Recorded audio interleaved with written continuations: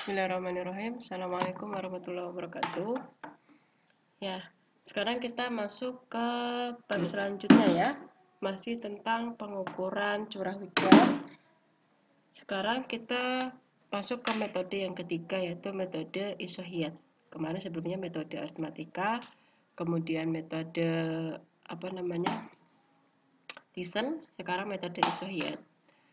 Nah, pada prinsipnya metode isohiat ini adalah kita menghubungkan titik-titik dengan tinggi atau kedalaman hujan yang sama menggunakan sebuah garis. Jadi ada titik atau pada suatu das yang memiliki tinggi kedalaman hujan yang sama, kedua titik tersebut dihubungkan dengan sebuah garis, gitu ya. Kelebihan metode ini dia lebih detail ya, lebih memberikan hasil yang cukup detail, lebih akurat. Tetapi kekurangannya adalah kesulitannya penggunaan metode ini itu kalau jumlah stasiun di dalam dan sekitar das terlalu sedikit. Jadi memang cocoknya adalah untuk daerah irigasi yang memiliki stasiun yang cukup banyak, gitu ya. Kenapa? Karena hal ini akan mengakibatkan kesulitan di dalam menginterpolasi, karena memang nanti kita akan menginterpolasi ya antara titik tersebut gitu. Seperti itu.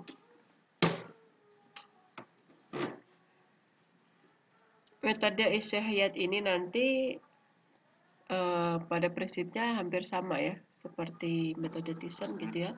Cuma saja nanti tidak ada poligon-poligon ya, tapi kita harus belajar untuk menginterpolasi. Nah, bagaimana cara penggunaannya? Pertama kali adalah pada peta yang ditinjau digambarkan lokasi daerah hujan dan kedalaman hujannya.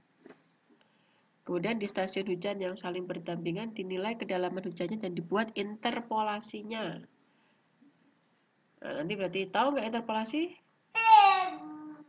Nah, nanti mungkin udah pernah dengar ya, di mata kuliah lain juga ada. Intinya kita mencari titik lain di antara dua titik. Misalkan antara 20 dan 30 berarti di antara itu berapa? 25. Itulah dinamakan dengan interpolasi. Kemudian setelah kita menghubungkan dua titik yang nilainya sama, kita hitung luas daerah yang berada di antara dua garis tersebut. Berarti nanti memang menggunakan bobot luas juga ya. Seperti itu. Kemudian hasil dari itu dijumlahkan, hasil hitungannya tadi dikalikan dulu ya antara titiknya, kemudian dikalikan dengan luasnya. Kemudian dibagi dengan total luas daerah. Nah, hati-hati ya dengan pembaginya yang mana, kemudian luasannya yang bagaimana, ini harus hati-hati dalam memasukkan ke dalam rumus, karena kemarin banyak yang salah ya memasukkan ke dalam rumusnya. Contohnya seperti ini ya.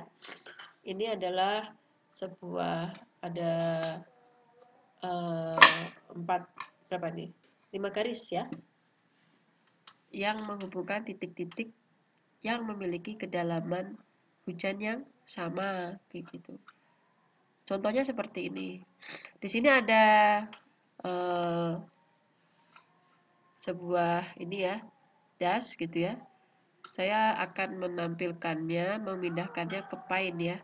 Bagaimana proses metode isohiat ini gitu ya. Ada sebuah das di situ gitu ya. Dengan 4 titik, yaitu titik 30, 40, 50 dan 30. Nah, titik-titik tersebut kemudian kita hubungkan terlebih dahulu ya.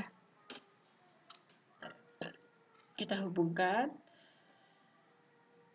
30 ke 40 ke 50 kemudian ke 30. Oke. Mohon maaf ya agak lambat karena menggunakan aplikasi Paint ya yang di laptop. Nah, setelah itu kita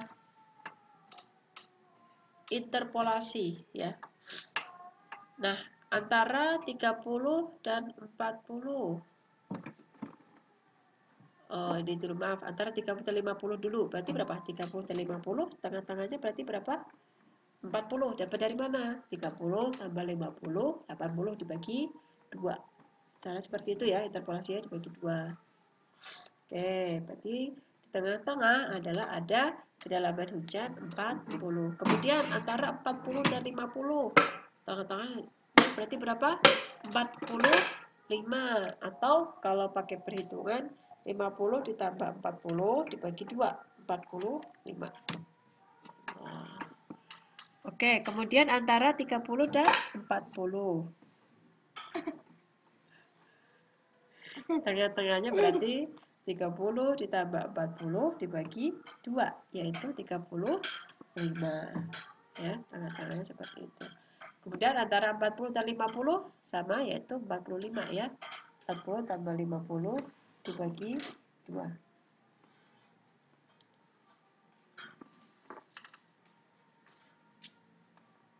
Hasilnya 45.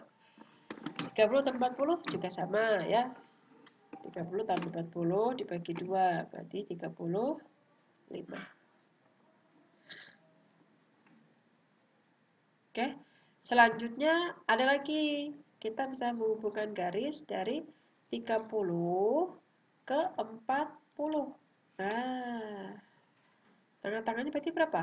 30 tambah 40 bagi 2, 35. Berarti kita fungsinya interpolasi itu apa? Memunculkan titik-titik kedalaman hujan yang sebelumnya tidak ada. Ya. Tujuannya apa? Supaya kita memperbanyak titik hujannya sehingga kita bisa menghubungkan titik-titik tersebut dengan sebuah garis. Oke, yang pertama, mari kita hubungkan titik-titiknya terlebih dahulu. 30 sama 30. Oke. 35 dengan 35. Cari 35. Ya. Nah, 35. Kemudian 40 dengan 40 juga, ya kan? Ya. 45 dengan 45. 50 sendiri ya. Kita tarik. Kira-kira bentuknya hampir sama seperti garis-garis ya. Ya, ini minta maaf ya kalau kurang mendekati ya. Sebisa mungkin sama lah ya, sejajar dengan garis-garis yang di bawahnya. 30 sudah. Nah, maka kita tandai ya A-nya gitu ya. Yang berbawah adalah berarti A1. A1 itu berarti antara apa? Das terluar dengan titik 30.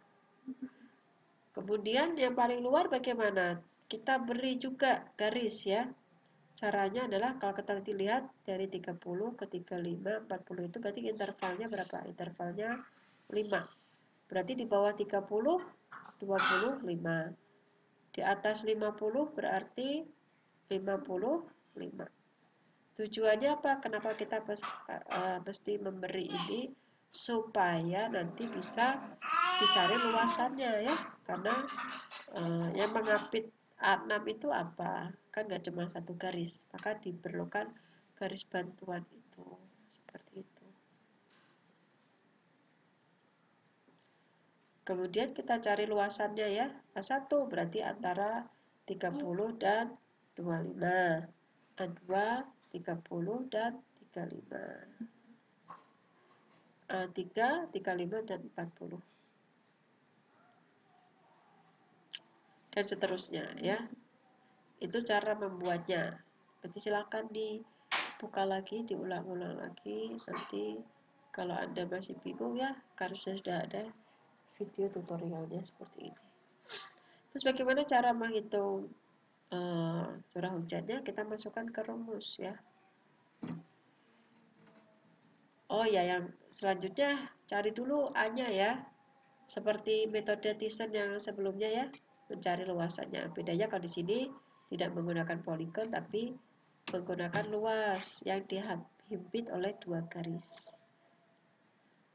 Ya, misalkan A3 ini, A3 berarti dihimpit oleh titik 35 dan 40. Sama, gunakan milimeter blok, kemudian dihitung satu-satu luasannya. A5 berarti 45 dan 50. A6 berarti 50 dan titik yang terluar di batas das itu.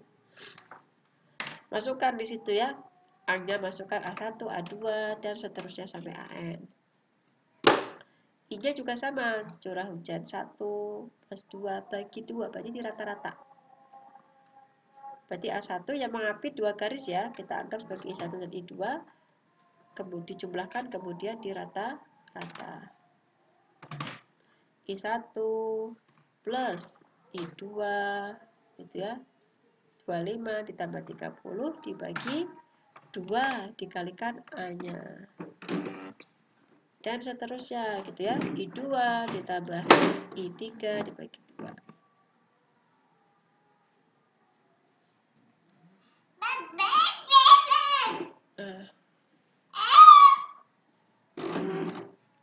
I2 dan I3 dibagi 2 kalikan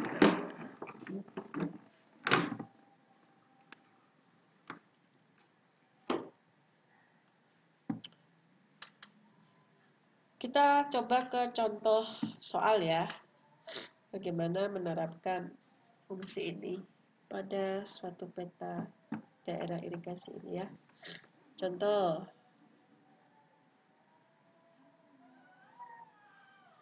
sudah, saya cukupkan dulu ya, kita lanjut ke video yang selanjutnya.